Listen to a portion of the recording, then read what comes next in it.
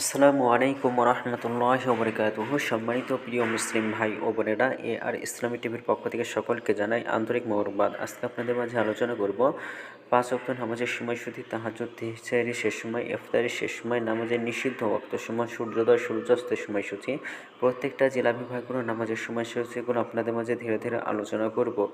তো আজকে শনিবার এবং 1 মার্চ 2025 ইংরেজি, 16 ফাল্গুন 1431 বাংলা, 29 শাবান 1446 হিজরি। ঢাকার মধ্যে পার্শ্ববর্তী এলাকার নামাজের সময়সূচি তুলে ধরছি। তারপরে অন্যান্য জেলা বিভাগগুলো নামাজের সময়সূচিগুলো আপনাদের মাঝে ধীরে ধীরে আলোচনা করব। তো আজকে ঢাকার মধ্যে পার্শ্ববর্তী এলাকার তাহাজ্জুদ এবং সেহরির শেষ সময় হলো 5টা 2 মিনিটে। ইফতারের সময় সন্ধ্যা 6টা 4 মিনিটে। আজকে ফজরের নামাজের রক্ত শুরু হবে 5টা 6 মিনিটে এবং শেষ হবে 6টা 20 মিনিটে। জোহরের নামাজের রক্ত শুরু হবে 12টা 12 মিনিটে অর্থাৎ এবং শেষ হবে 4টা 22 মিনিটে। আসরের নামাজের রক্ত শুরু হবে 4টা 23 মিনিটে। আসরের নামাজের রক্ত শেষ হবে 6টায়।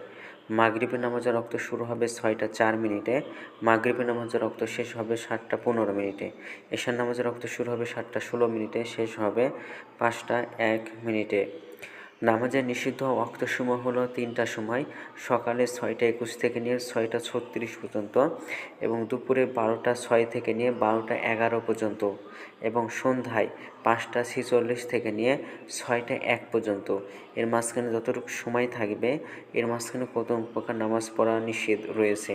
তো আজকের সূর্যাস্ত যাবে 6টা 1 মিনিটে, আর আজকে সূর্যোদয় হবে 6টা 22 মিনিটে। এগুলো ঢাকা এবং পার্শ্ববর্তী এলাকার নামাজের সময়সূচি। এখন আলোচনা করব বিভাগীয় শহরের জন্য উল্লিখিত সময়ের সঙ্গে যেসব বিভাগের সময় আপনি যোগ বিয়োগ করবেন তা হলো এই, অর্থাৎ আপনি বিয়োগ করবেন চট্টগ্রামে 5 মিনিট এবং সিলেটে 6 মিনিট কম করবেন। ঢাকা এবং পার্শ্ববর্তী এলাকায় যে নামাজের সময়সূচিটা রয়েছে সেখান থেকে চট্টগ্রামে 5 মিনিট এবং সিলেটে 6 মিনিট কম যোগ করবেন। খুলনাতে 3 মিনিট, রাজশাহীতে 7 মিনিট, রংপুর 8 মিনিট, বরিশালে 1 মিনিট বেশি করবেন। ঢাকা এবং পার্শ্ববর্তী এলাকায় যে নামাজের সময়সূচিটা রয়েছে সেখান থেকে।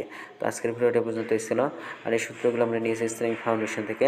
ভিডিওটি ভালো লাগলে অবশ্যই চ্যানেলটি সাবস্ক্রাইব করে পাশে থাকবেন। ধন্যবাদ সকলকে। আসসালামু আলাইকুম।